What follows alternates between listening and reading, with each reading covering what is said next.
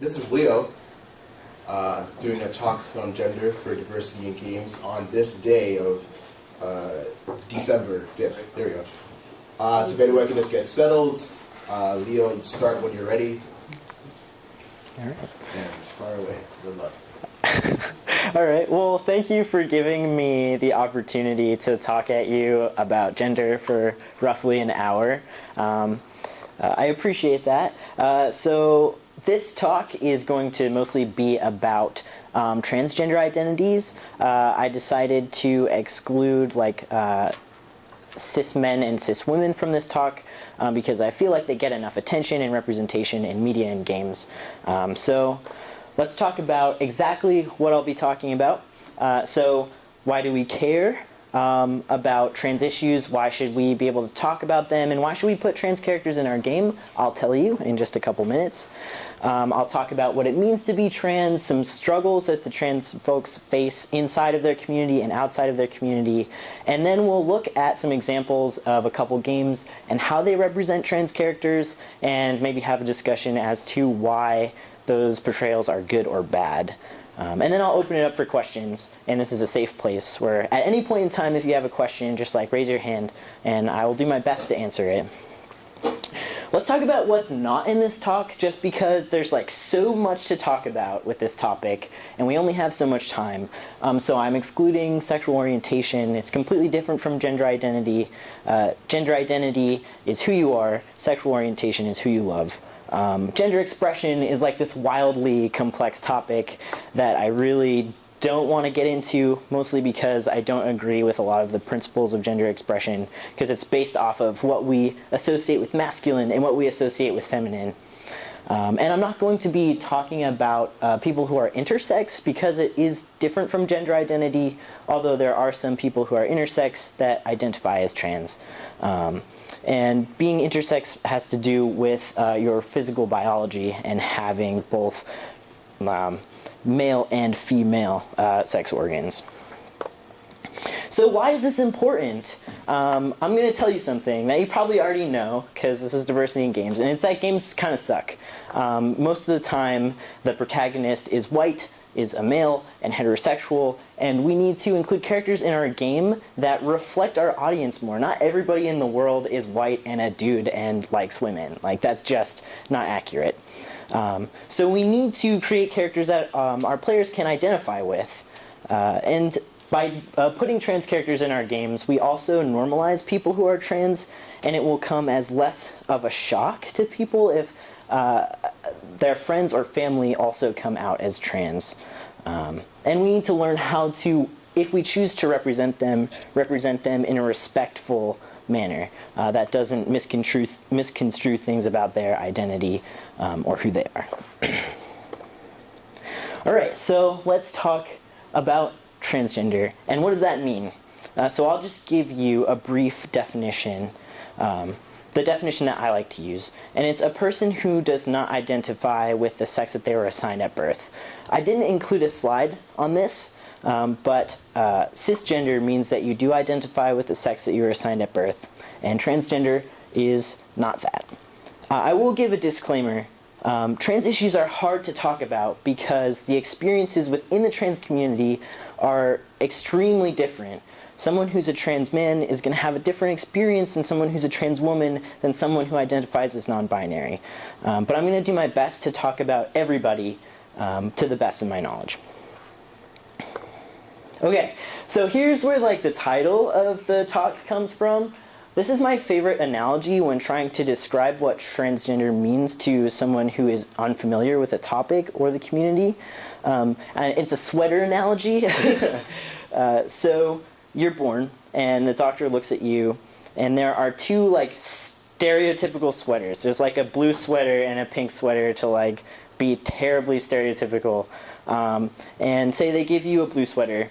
This blue sweater feels extremely itchy and uncomfortable to you your whole life. You have to wear this sweater the rest of your life, and you just want to take it off. Maybe you want to wear a pink sweater, maybe you want to wear a sweater with a Dalmatian on it or something, but you just hate the way that sweater feels on your body. And that's a little bit of what it feels like to be so uncomfortable with a label, be so uncomfortable with an identity that you don't prescribe to. So let's talk about some of the different trans identities. There's no way that I could include all of them in this, so I just included a few under the trans umbrella. And this really cool infographic that I like, and I'll talk about why I like it in a second.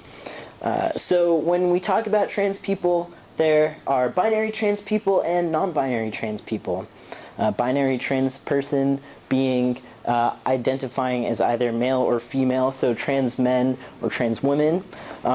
Trans men or trans women sometimes refer to themselves as like MTF or FTM, male to female or female to male. I just figured I'd mention those because that might be something you see somewhere and you might not know what it means. I don't really like those terms because it implies that you weren't that gender all along, but that's just how some people refer to themselves. And then there are non-binary identities, which do not fall under the extremes of man or woman. So that's why I like this infographic, is because it shows gender identity as a slider rather than like a strict dichotomy. So someone who identifies as genderqueer could identify as a mixture of male or female, or neither, or any combination. Same for someone who's gender fluid, except some days they identify more as a woman, or more as a man, or more as neither.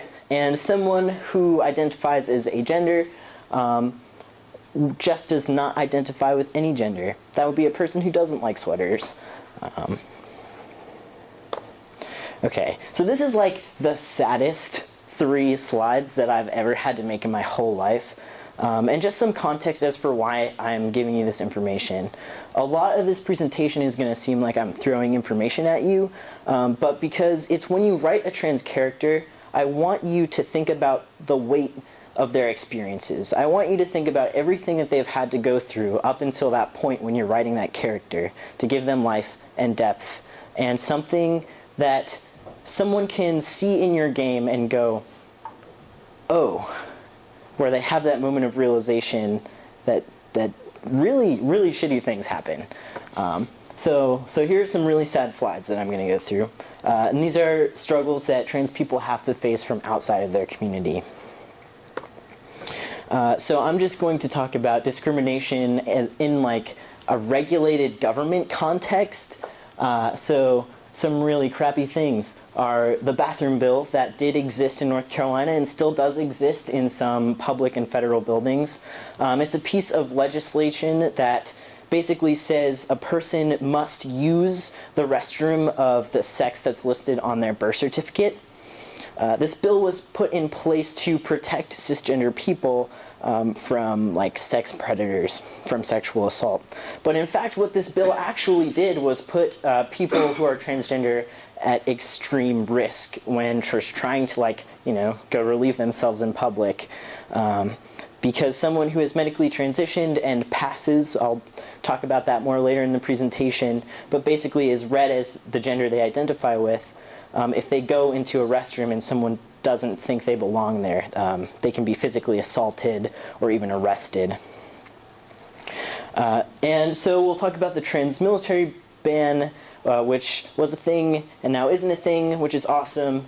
The main driving force for the trans military ban was that trans healthcare costs the government too much money, therefore we shouldn't allow them to fight for our country because it would be too expensive, when that is not the case. Federal health insurance does not cover transgender healthcare. It doesn't cover hormone therapy. It doesn't cover gender-affirming surgery. It doesn't even cover the needles necessary for hormone replacement therapy. So that argument is completely invalid. So I consider those two legislative movements to be discrimination towards a minority because you're denying them things that they should have access to. So then I do have a section on healthcare. The National Transgender Center for Equality surveyed over 6,000 transgender individuals, and these are just some really unfortunate numbers that I'm going to read for you. 41% can't change their gender on their IDs. This is a problem because if you go up to a bar and you want to order a drink and you get carded, you have to give them an ID that says maybe a female and you're a trans man, the bartender is going to look at your ID and you're instantly outed. And that is a private part of your life that you shouldn't have to share with like a bartender that you're going to meet for 5 minutes. 57% were rejected by their families. 19% have experienced homelessness.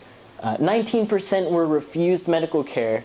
47% have attempted suicide. 47%. That's almost half.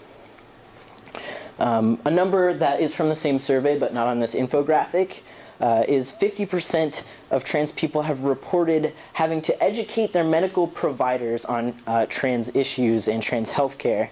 Can you imagine going to a doctor and having to explain your pronouns, having to explain hormone replacement therapy, having to explain gender-affirming surgery, having to explain why your legal name is different than your preferred name, all of these things that just put you in such an uncomfortable position. So we'll go to the next slide. I do have a slide in here on microaggressions because they happen, and we just need to be cognizant of the language that we use. So I'll give you, if you're not familiar with what microaggressions are, I've got a little definition for you. A statement, action, or incident regarded as an instance of indirect, subtle, or unintentional discrimination. And I have a couple examples up here. These are horrible because they invalidate your experiences. And I'm going to just read them off so that you know what they sound like and maybe can be more aware of if you hear them. So, wow, I would have never known you used to be a girl. Cool, you're my first trans friend. You need to shave if you're trying to look like a girl. I can't give you a job, you would confuse people. You're so beautiful for a trans girl. Extra terrible, because why can't trans women be beautiful? So when are you really going to transition? You will never be a real woman. And this is the worst slide in my... Yes? I have a question about the microaggressions one. Sure. And I'm not... the intention of this question isn't to kind of discredit and say, oh, that's too ridiculous, because you can't tell. I'm black. So I've heard a lot of things that are... There's like a spectrum of like ridiculousness in terms of what people tell me. Just say, oh, this is like from a cartoon, and the other ones say, yeah, I get this a lot, but they don't know. Yes. Do you think there's one that's like people don't like typically think is like a microaggression, but is like kind of commonly said to you regarding this issue? A lot of the time when people use microaggressions, they aren't coming from a place of malice, which makes this topic hard to call people out on because they're not trying to offend you. They're just uneducated about how to talk to you. So, like, one that's commonly said is like, oh, I didn't even know you were trans. Like, someone who's trans has some sort of defining feature where they can instantly be spotted in a crowd. I would say, like, that's a pretty common one. And it ties in a lot to the concept of passing, which I'll talk about. But thank you for that question. Okay, so this is the most unfortunate and saddest slide. I'm not going to have any extra comments on it. I'm just going to read it for you. So the past year, advocates tracked at least 23 deaths of transgender people in the United States due to fatal violence. Some of these cases involved clear anti-transgender bias. In others, the victim's transgender status may have put them at risk in other ways, such as forcing them into homelessness. 16 of those victims were transgender women of color. Okay, so now that that's over, here's the next subject, which would be the struggles that transgender people face within their community, because even though the transgender community is a minority, we still find ways to attack each other. So one of these instances is passing, and the designated importance of passing within the transgender community. And so passing is to be perceived as the gender you identify with. Now you might be thinking, well, isn't that a good thing that someone's recognizing you as the gender that you identify with, like they're seeing you for who you are? Well, it might make someone who's trans feel good that someone is seeing them for them, but it's extremely harmful. And why is it harmful? Because it reinforces stereotypical feminine and masculine stereotypes, what we associate with femininity and masculinity. Someone who identifies as a man can wear a dress and like feel rockin' in that dress, and that's totally fine. It doesn't change the fact they identify as a man, but someone who sees them might see that they're wearing a dress and say, oh, that's a girl because they're wearing a dress, which is not true. It also implies that gender is a performative act, that someone who's trans is like trying to deceive whoever they're interacting with into like fooling them that to perceive them as a gender that they're not, which is not the case because they are. It also follows a binary, which is extremely harmful to people who identify as non-binary and don't want to be recognized as either a man or a woman. So that is the reason, those are the reasons that this concept is harmful in the community. So let's talk about medical transitioning within the community. So first we'll talk about what it is. When I say medically transition, it could mean any combination or any one thing from hormone replacement therapy to gender-affirming surgery like top surgery, bottom surgery, facial feminization surgery, anything, any sort of medical action you would take to feel more comfortable in your skin. There are a lot of myths surrounding trans people and medical operations. The first myth I'm going to dispel right now is you're not trans until you've had gender-affirming surgeries. That's not true. There are a lot of trans people who have not had surgery and feel comfortable in their body and their gender presentation to not take those surgeries. They're happy the way that everything is for them in their life right now. The second myth I'm going to dispel is that all trans people take hormones or go on hormone replacement therapy, and that is also not the case. Some trans people just don't have access to that, but also some trans people choose not to take hormones, whether they don't want their voice to change because they like their singing voice or they just don't feel that they need them to feel comfortable. The third myth I'm going to dispel is that non-binary people never need hormone replacement therapy. And that is also not true. There are some non-binary folks who choose to take hormones to feel more comfortable in their skin. So that will bring me into my next point of the trans enough movement. In the trans community, it can be seen as you are not trans enough if you do not go on hormones, or if you do not legally change your name, or if you do not dress a certain way, to fit into this category of like trans women or a trans woman or a trans man. And that is extremely, extremely harmful because you're just trying to find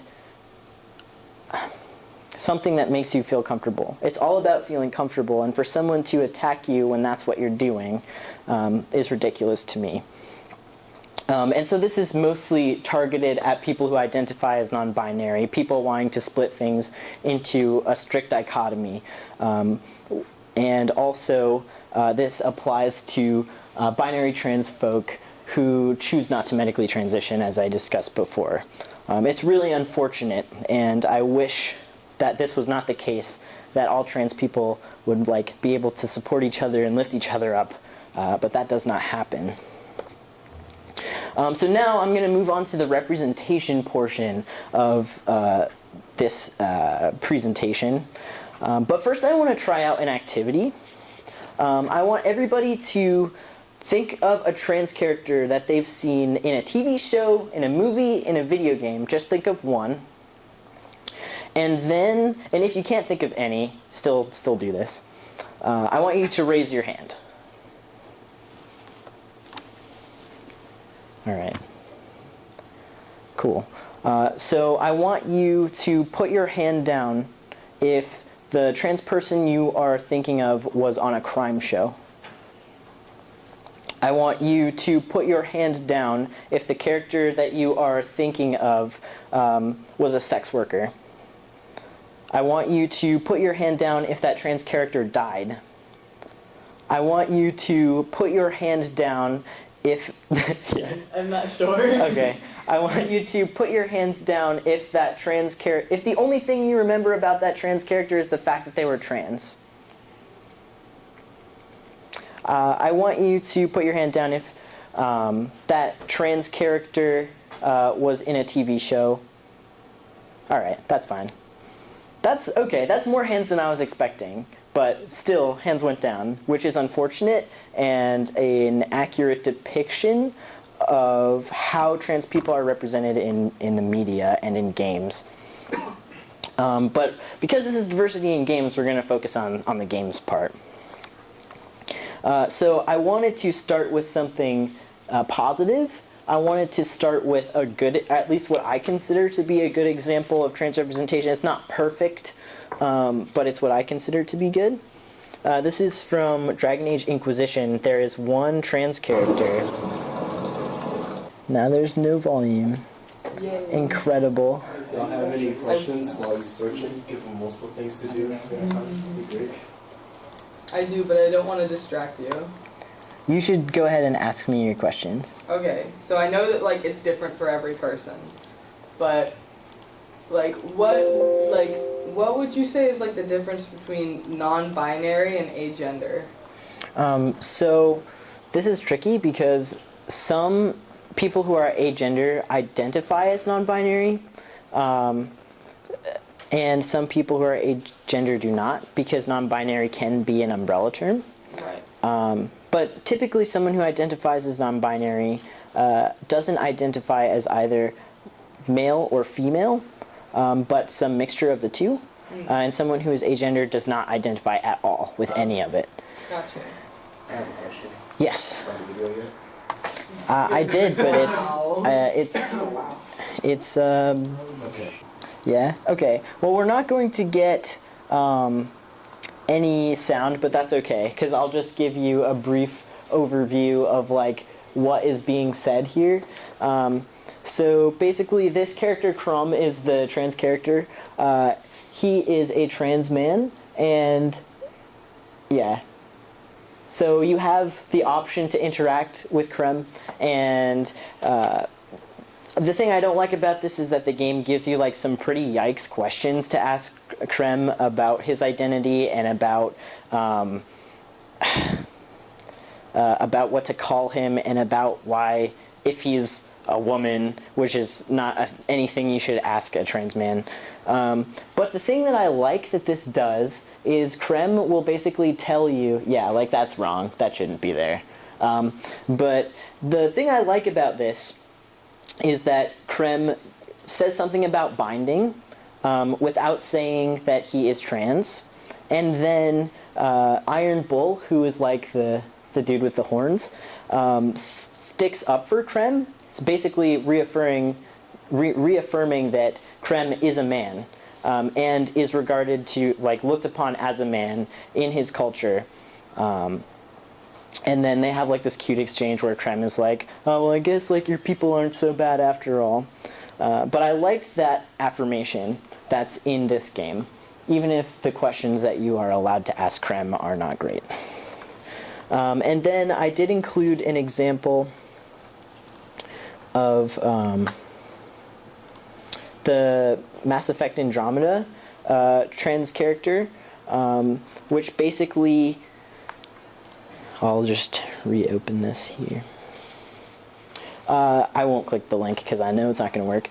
But Mass Effect Andromeda had a trans character on the ship where you could go up and talk to her and be like, so, like, why are you on this ship? Why did you decide to come along? And she will say, oh, back on Earth, I was known by this name, and I took this as an opportunity to be somebody else. And that is not how you portray a trans character at all.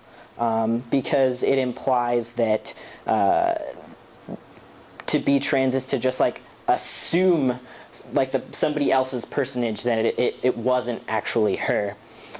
Yes. So I noticed that both of these examples that you've given were created by BioWare. Yeah. And the whole Charles Lee Sheldon rant aside about BioWare, Yeah. I believe it's kind of like, oh, well, we are one of the few companies who outright say our characters are trans or minority or underrepresented sexual orientation. Should we not try, because we already did the harder step in quotes, to include a character of this, identity anyways, because there's no example of how to portray them, as humans besides, other humans. And like, oh, we can't do that. Is that kind of what you're getting at here? Yeah, It's causing too much attention to say, you're trans and... Yeah, the problem is, like, she's actually, like, the lead science researcher on the ship, and before she talks about this, she first discloses her dead name to you, and a dead name, when referring to someone who's trans, is the name that they had before they decided to transition. And that's generally not something that trans people just disclose, because it gives other people the opportunity to like attack them with it. And the second the second like pretty yikes thing about it is that's it. Like, that's the only tidbit you get about that part of her identity, and then she just exists as a character on the ship, and it's a bad way. There's like no build up. So correct me if I'm wrong, but it's like the difference between like with her saying that like she just wanted to be someone different, as opposed to like saying that like she was like, I guess, trans all along or something like that. It's the difference between like if you have a sweater and it feels really bad and like you've always wanted to wear a different sweater, as opposed to just being like, this sweater looks nice, and just like trying it on. Yeah, exactly. So this is the last note that I have, and it's how can we portray trans characters more respectfully than this? The first is to make sure that you educate yourself. If you don't know somebody who's trans that you feel comfortable asking questions, go to YouTube. There are like 1 million trans YouTubers that document their entire transition. There are LGBTQIA plus YouTubers that just do informational videos. So some names that come to mind are Ash Hardell. You can look at their channel. They do the informational videos. You can look at Upper Chase 1, he's a trans man. He's documented his whole transition on YouTube. And you can look at Steph Zanyati, who's done the same thing, and she's a trans woman. The second thing we can do is to not include these characters just for the sake of them being trans. Most trans people are not just trans. They're like also students, or also parents, or also people with like really cool professions. The third thing that you can do is to show your work to someone who is trans and get their opinion as to whether or not it's appropriate. And also be careful of the language that you use. When we talked about microaggressions, just be mindful what language is harmful. And then that's it. Yeah, thank you.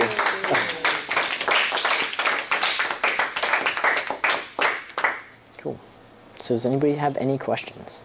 I have more of a comment than a question, but it's sort of a question. Yeah. In terms of, I feel like sometimes, I can't think of any specific examples off of the top of my head, but I feel like sometimes when like things like shows and stuff want to include like trans characters, they give them like a reason that they're trans, like kind of like a sort of thing where it's like, oh, and like my culture, like women are disrespected, so I decided to become a man, which that's not like... Yeah, even that language is bad. Yeah, like, exactly. Become is a bad verb to use, because you were, like you are. Yeah. Yeah. People don't have a reason for being. Like, you were born and now you exist, but you don't have a reason that you're a man. You don't have a reason that you're a woman. Yeah. You don't have a reason that you identify as neither. It's just who you are. It's how you feel. So yeah. Yes, Kelly. So a question on like making content that is historically accurate. Yes. Would you say that it's okay to include certain struggles and like language that were like commonly used during that time period, or is it better or worse to just not have it there in the first place? It depends on the context of your game. Okay. If your game is like set in that time, or you're trying to give a player insight into the life of that character, and that's something that they really did experience, because it is something that factually happened to transgender people, then I would say that it's acceptable, as long as it is clear to the player that that is bad. It's a bad thing that's happening. It's not like how the character is being just referred to casually. But I would say that's fine. Yeah. Yeah. Yeah, there's also a question comment. I don't have a joke for that. Regarding like this new wave, because of the advent of the internet, like you're giving an example about YouTubers who explain their transitions to becoming who they are. What's it called? I guess now in this wave, there's like now more like interest and kind of not advantage. I guess I don't have the word for it. But basically, people want to make more stories where there are more underrepresented characters, right? Yeah. A common critique, or you can only call it that, is that most of these kind of border on the line of tokenism, Right. Where Yeah. it's like in the 90s where you're like, oh, we gotta make sure that everyone was multi-ethnic and then one person was in a wheelchair. That's the only handicap thing we can even draw or animate. That's gotta be in a wheelchair. What do you have to say about like when someone accuses a creator of, oh, you're just trying to do this to say you have a trans character in your game and that's your selling point, and like, oh, they don't feel like actual characters more than they are a selling point to say, oh, how diverse the cast is. Well, if that's a criticism that they're receiving, there's probably some truth to that. Because it's easy to look at a cast of characters and be like, well, the only thing I really know about them is that they're trans, so what's happening here? Are you trying to just like tell me there's a trans character so I'll buy your game, and then you're not going to give them the love and attention that they require? I think a way to get away from that is to not introduce the character in that context. You need to have some interaction with the character, some struggle or journey with the character before they reveal that like close personal information to you, because like that's not realistic, right? Someone who off the street isn't just gonna walk up to you and be like, hey, I'm trans, this is how I identify, and I don't know, this is who I'm married to. No one's gonna like talk to you that way. You have to establish some sort of relationship with them first, and then they can be trans, and then they can be married to this person. But it's also a question of like, what information do you want to reveal about that character? Like that trans person probably isn't going to tell you their dead name no matter how close to them you are. And why would you want to know? Because you know that person with that name, and that is their name. Yeah. Well, is this something you might want to reveal? For example, about the one on the ship in Mass Effect. Let's say if I was rewriting this, you're talking with the person and they use the name that they're going by now. The player is given some opportunity to snoop through like their text, and then they see their angry father call them by their dead name, and then like the player can then piece together like kind of a background history of that. That is essentially doing the same thing of explaining, oh, the dead name's given to the player, and here's the context, but it's not me like, or the person gouging out my life story in front of you because you pressed A and gave me the right thing to tell me. Right. Is that Yeah. kind of what you're looking for? Yeah, exactly. Like to just have interaction with them before there's development, which is like how every character should be written. Yeah. All right. I have more of an opinion-based question-ish. Okay. it's kind of so when you said like to think of a trans character in like media and stuff, my immediate thought was actually I can think of a fair amount of like non-binary characters like Frisk from Undertale and like Stevani from Steven Universe and Smokey Quartz from Steven Universe and stuff like that. So do you like and I think those are often more common, especially in games.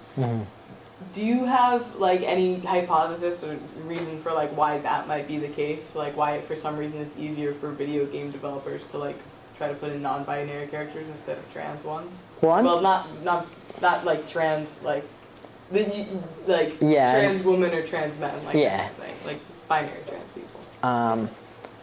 I think that it might be easier to write player characters in like a gender neutral setting because you don't know who's going to be playing your game.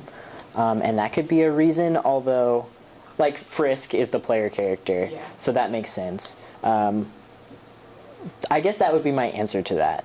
I can't really think of a character that you don't control that is non-binary in a video game, although like my video game playing history might not be as vast as some other people's, but yeah. Cool. Yeah. You know, sorry to go question. Do you think in due time, because we've been seeing a lot more, what's it called, homosexual characters like in the mainstream nowadays, like to put it bluntly, it's become like acceptable, right? Because there's been so many, and like because of like the rise in like the new changes in laws, people, you can't see my air quotes in the back here, but the point is that like it's become a lot more like, let's face it, normal to put these in media for some reason, because like we have like so many examples of them, and like now it's actually been like written with you know, finesse and like treating them as humans. You think that'll happen with other what's it called, you know, sexual identities in the next maybe 5-10 years? Like with the more stories that'll be written and the more you know, opportunities you have to make you know, more believable characters. Yeah, I definitely do think that that is where the trend is headed, to write more inclusively, but not write token characters. Like you brought up, there are characters that are well written now that exist of like diverse sexual orientations. I can only like hope that that's how they're going to treat gender identity as time moves forward. It's just probably going to be bad at first. It's probably not going to be done well, and then it will get better. I just fear because you give a whole generation of players misconceptions about gender identity when like that is somebody's life. That's somebody's life that you are trying to portray.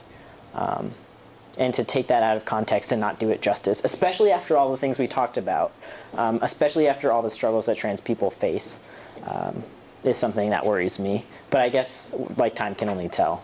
So. If I could weigh on this maybe a little, I don't have as much experience with like the trans community, but like I have some with like the gay community, or well like LGBTQ plus. Anyways, I think like if you look back in terms of media and just a lot of things, there was a lot of people saying that like a lot of people became gay, which was something that was like, that is nowadays kind of not treated like that. Like now it's like you were gay the whole time, like because that's who you are.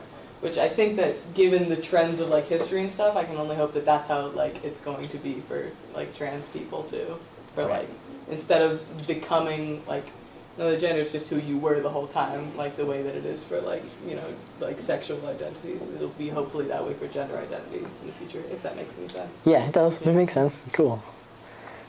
Thank you. Yay, Leo! Yeah, thanks, guys. Thank you.